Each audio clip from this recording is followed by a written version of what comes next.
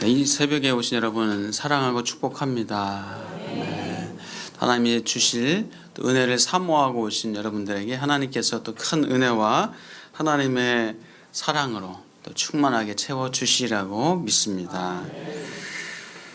자, 예수님께서 여리고라는 이 성읍으로 들어가시면서 오늘의 이야기는 시작됩니다. 여러분 너무나 잘 알고 있는 그런 이야기 중에 하나입니다. 이 삭개오 이야기입니다. 자, 여리고에는 삭개오라는 사람이 살고 있었습니다. 이 삭개오는 세리장이었고 또 부자였습니다. 그리고 키가 작았다. 성경은 기록하고 있습니다. 자, 세리는 유대인들에게 죄인으로 여겨지던 사람이었습니다. 유대인들에게 세금을 거두어서 로마에 갖다 바치는, 그래서 이 폭리를 취해서 많은 세금을 거두어서 일부만 로마에게 바치고 자기 자신이 또 개인적으로 착복한 후에 이 로마의 어떤 묵인 하에서 많은 백성들의 피를 빨아먹는 사람이다 하면서 민족의 반역자, 변절자, 매국노 이렇게 생각되던 사람들이 바로 세리입니다. 자, 그런데 이 세리 중에서도 삭개오는 세리장이었습니다. 자, 세리 중에서도 장인이 얼마나 사람들에게 참 멸시를 받고 또 미움을 받았겠습니까?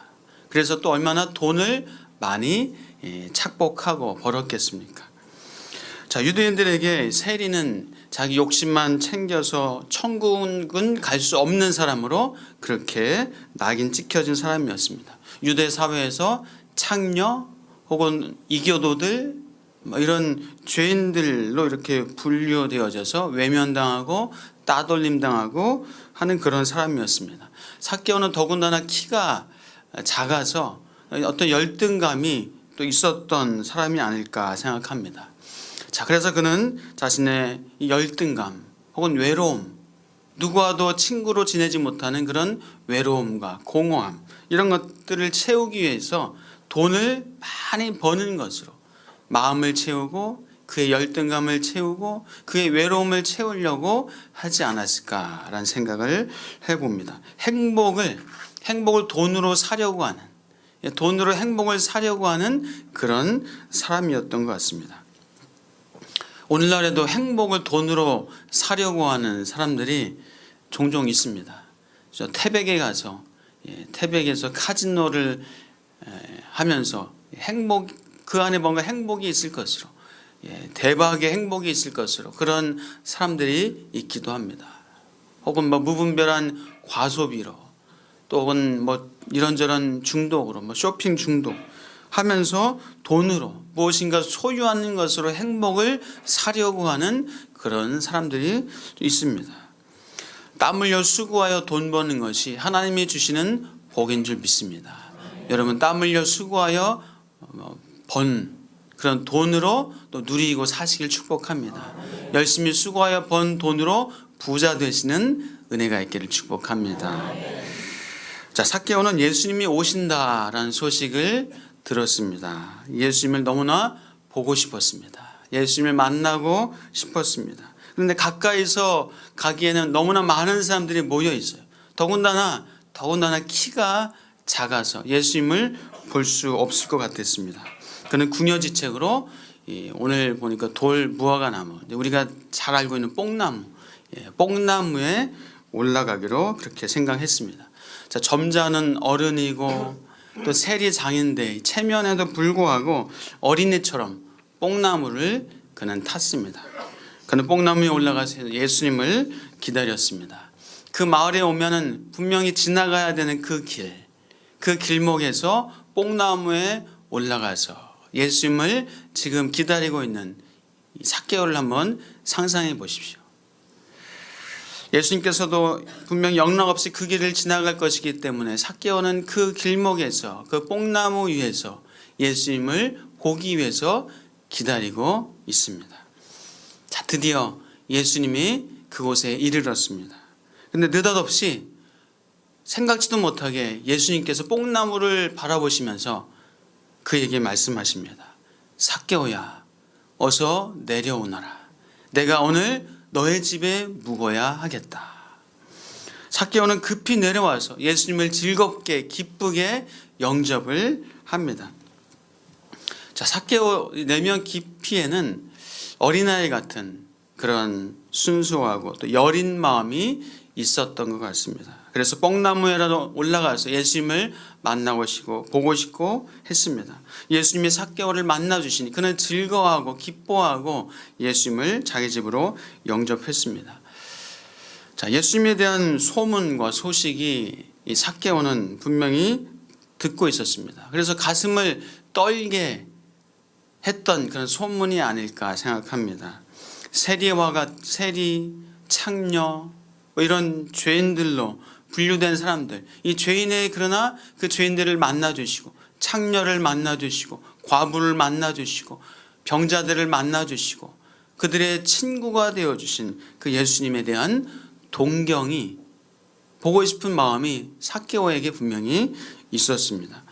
자, 예수님의 제자 중 한 사람 마태도 세리였습니다. 자, 그러니 예수님은 죄인의 친구다라는 그런 별명을 가지고 있을 정도였습니다. 그래서 이 삭개오도 어린아이와 같이 나를 혹시 만나 주실까? 나 같은 죄인도 만나 주실까? 라는 그런 마음을 가지고 예수님을 기다리고 있고 뽕나무에 올라가셨습니다. 자, 삭개오에게는 평생 소망이 있었습니다. 자, 어떤 소망일까요? 삭개오에게는 소망이 있었어요. 키가 크고 싶은 소망이요? 전 삭개오에게 행복하고 싶은 소망이 있지 않았을까 생각합니다. 삭개오에게는 행복하고 싶은 마음, 그 간절한 마음이 분명히 있었을 겁니다. 예수님이 삭개오를 부르시고 너의 집에 오늘 묵어야 되겠다. 그 말씀에 삭개오는 너무너무 기뻐서 즐거워하면서 행복한 삭개오로 변한 것을 보게 됩니다. 삭개오는 즐겁게 살고 싶었습니다. 삭개오는 즐겁고 행복하게 기쁘게 살고 싶었어요. 한마디로 행복하고 싶었던 거예요. 행복하기 위해서 돈과 재물을 긁어 모으는데 거기에 온 마음을 다 쏟았습니다. 돈을 모으면 사람들이 우러러보고 자기를 친구로 삼아서 함께 해줄까, 친구가 되어줄까. 그래서 그 마음 가지고 돈을 많이 모았을 겁니다. 자기의 외로움을 돈 버는 것으로, 자기의 공허함을, 자기의 열등감을 돈 버는 것으로 그렇게 시간을 쏟았습니다. 돈을 벌면서 외로움을 달래고 많은 돈을 모으면서 자신의 그런 열등감을 채우려는 그런 마음이었습니다. 그러나 삭개오가 많은 돈을 벌면 벌수록 오히려 사람들은 그를 더 미워하고 더 외면하고 더 멸시했습니다. 자, 그런데 누구나 자기를 외면하고 또 멸시했는데 예수님은 자기의 이름을 불러주었습니다. 자기 집에서 묵어야 하겠다. 내가 오늘 너의 집에서 묵어야 되겠다. 그 말에 삭개오는 너무나 기쁘고 즐거웠습니다. 예수님의 삭개오를 만나 주시니 그는 즐거워하면서 예수님을 영접했습니다. 지금까지 바리새인들이나 랍비들을 초청해서 자기 집에서 그렇게 먹여주고 함께하고 싶었지만 그러나 그런 초대를 거절을 분명히 삭개오는 당했을 겁니다. 그런데 예수님이 직접 자신의 이름을 불러주면서 오늘 내가 너와 함께하겠다 그 말에 그는 엄청나게 흥분해서 너무나 행복한 그런 마음이 되었을 겁니다. 예수님은 삭개오의 이름을 불러주었습니다. 삭개오의 이름을 어떻게 아셨을까? 옆 사람한테 물어보셨을까? 아니면 하나님의 능력으로 그 이름을 알게 되셨을까? 중요한 것은 예수님의 삭개오의 이름을 불러주셨다는 거예요.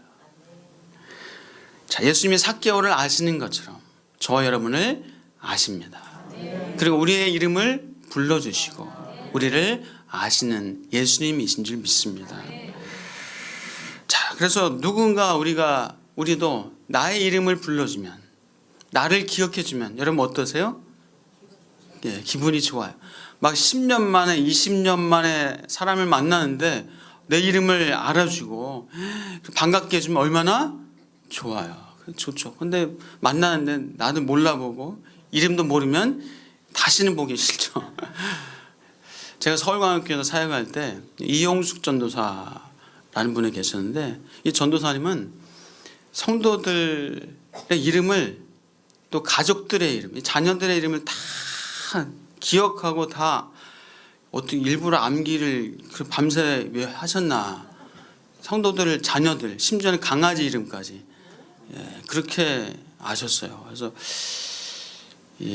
한 2,000명, 3,000명 막 될 때까지도 그렇게 이름을 다 기억하고 하셨었어요.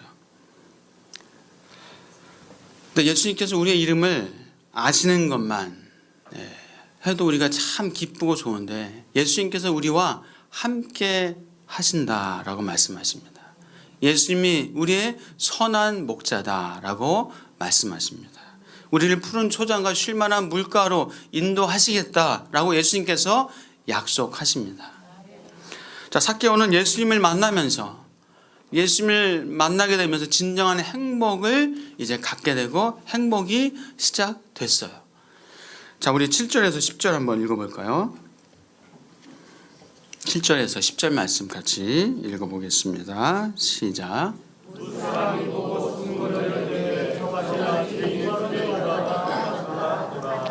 삭개오가 서서 주께 여짜오되, 주여 보시옵소서, 내 소유의 절반을 가난한 자들에게 주겠사오며 만일 누구의 것을 속여 빼앗은 일이 있으면 내 갑절이나 갚겠나이다. 예수께서 이르시되, 오늘 구원이 이 집에 이르렀으니 이 사람도 아브라함의 자손임이로다.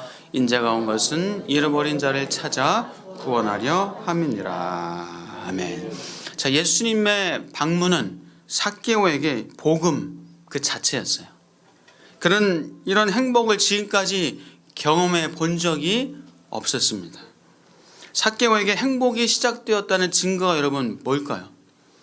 삭개오가 정말 이제 인생의 참 기쁨과 즐거움을 찾게 됐다는 그 증거가 오늘 이 본문에 있어요. 그는 자신의 소유의 절반을 가난한 자들에게 주겠다라고 그렇게 예수님께 말했습니다. 내가 혹시 나도 모르게 누구의 것을 속여서 빼앗은 것이 있다면 내가 4배로 갚겠다라고 말했습니다.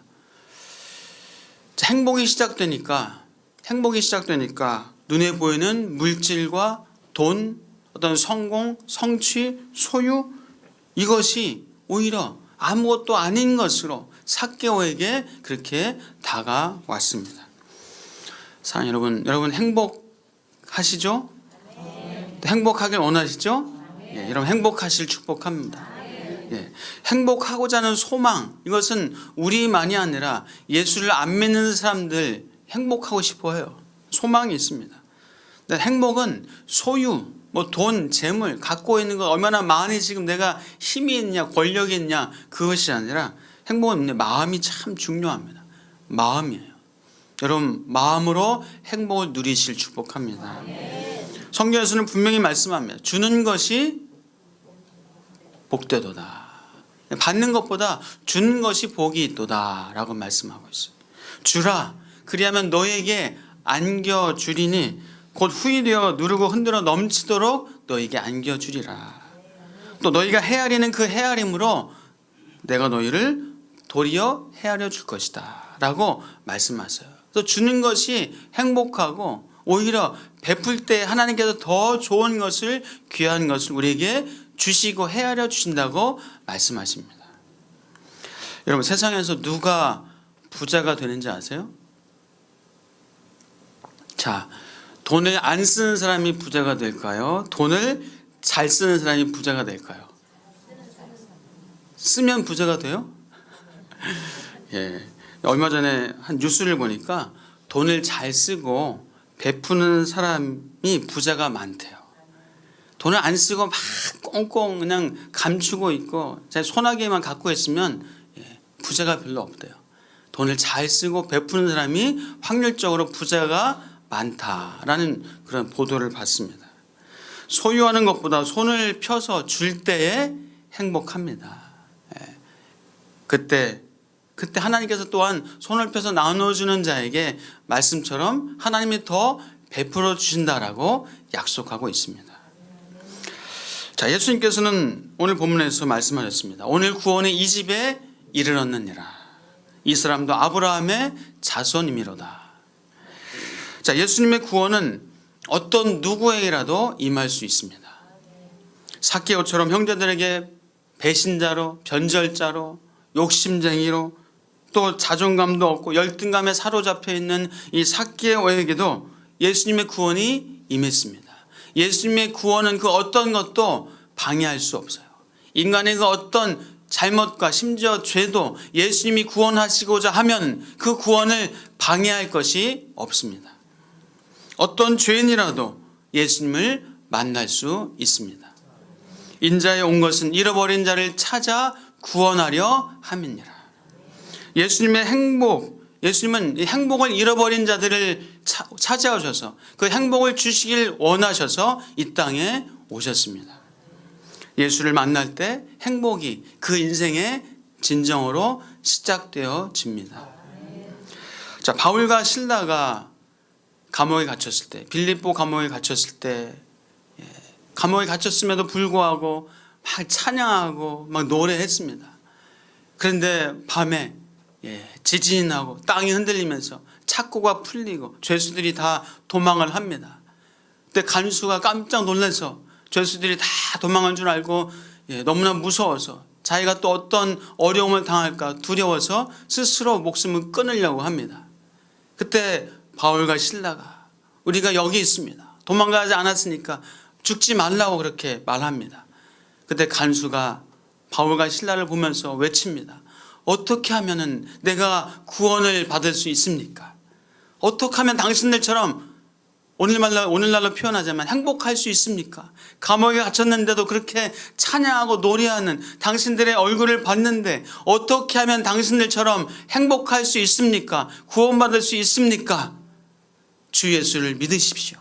그리하면 너와 너의 집에 구원이 있을 것이라고, 행복이 있을 것이라고 바울은 말했습니다. 사랑하는 여러분, 예수님을 만나게 되면서 간수와 그 집에 구원이 임했습니다. 삭개오가 예수님을 만나게 되면서 삭개오가 구원을 얻게 되고 행복을 찾게 됐습니다. 예수를 만나야 행복합니다. 예수를 만나야 진정 행복이 시작됩니다. 예수를 만나면 나누고 싶고 베풀어주고 싶고 먹여주고 싶고 그렇게 해주고 싶은 마음이 생겨져요. 삭개오는 예수님이 시키지도 않았는데 자발적으로 가난한 자들에게 소유의 절반을 주겠습니다. 내가 포탈한 것이 있으면 4배로 갚겠습니다. 자발적으로 그렇게 고백했어요. 하라고 하지도 않았는데, 예수님이 압박하거나 푸시하지도 않았는데 스스로 그렇게 하겠다고 했습니다. 억지가 아니라 자발적으로 하는 것이 행복이에요. 행복해야 자발적으로 되어진 거예요. 그래서 삭개오는 행복의 시작이 된 거예요. 행복이 무엇인가를 삭개오는 알게 된 겁니다. 왜요? 예수님을 만났기 때문에.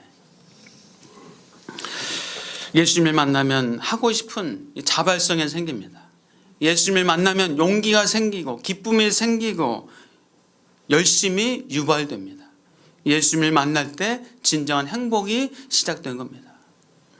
여러분, 자녀가 공부 안 하고 있고 얘가 뭘 하나 어떻게 해야 되나 혹시 그런 걱정 염려 있습니까? 주여, 이 새끼가 예수님 만나게 주시옵소서. 최고의 기도 제목 되시길 바랍니다. 공부 잘하고 장래와 미래에 뭘 하고 그런 구체적인 기도도 해야 됩니다. 그러나 얘가 예수를 만나게 주시옵소서. 예수를 만나면 자발적으로 공부가 되는 거예요. 예수를 만나면 자발적으로 일을 하고, 예수를 만나면 자발적으로 내가 왜 살아가야 되는지를 알게 돼서 열심히 충성스럽게 공부하고 일하고 살아가게 됩니다. 물론 성취욕 때문에 돈 벌려는 그 욕심 때문에 일을 하고 공부하고 할 수도 있습니다. 그러나 행복해서 자발적으로 하는 것과는 비교할 수 없습니다. 그 열매는 너무나 다릅니다. 여러분 그 야구 선수 중에 추신수 선수 많이들 아시죠? 추신수 선수가 미국 메이저리그에서 지금 활약 중인 야구 선수인데요. 이 추신수 선수가 2013년도에 이 텍사스랑 계약을 하면서 무려 7년 1억 3천만 달러로 계약을 했대요. 1억 3천만 달러. 한국 돈으로 치면요, 약 1,500억 원. 7년간. 그러니까 1년에 한 200 몇십억을 연봉으로 받는 거예요. 200원이 아니라 200억, 200억을 연봉으로 받습니다. 근데 이 부인 이 하원미 씨라고 그분이 이제 인터뷰하는 것을 제가 읽어봤는데요. 그분이 이렇게 했습니다. 매일 애들 학교, 학원, 운동장 태워보내고 밥해주고 나면 하루가 바쁘게 지나갑니다. 도움 주는 사람을 고용할 수 있지만 그렇게 하지 않습니다. 내 아이들에게 내가 맛있는 밥 해 먹이는 게 내겐 가장 큰 행복이기 때문입니다. 추신수 역시도 이 부인처럼 돈과 행복은 별개다라고 그렇게 말합니다. 돈을 벌기 위해 야구를 한 게 아닙니다. 지금도 야구만 생각하면 가슴이 뛰고 행복합니다. 언제든 야구장 가는 길이 즐겁지 않으면 미련 없이 그만둘 생각입니다. 그래서 돈이 이제 다 채워져서 그런 건지.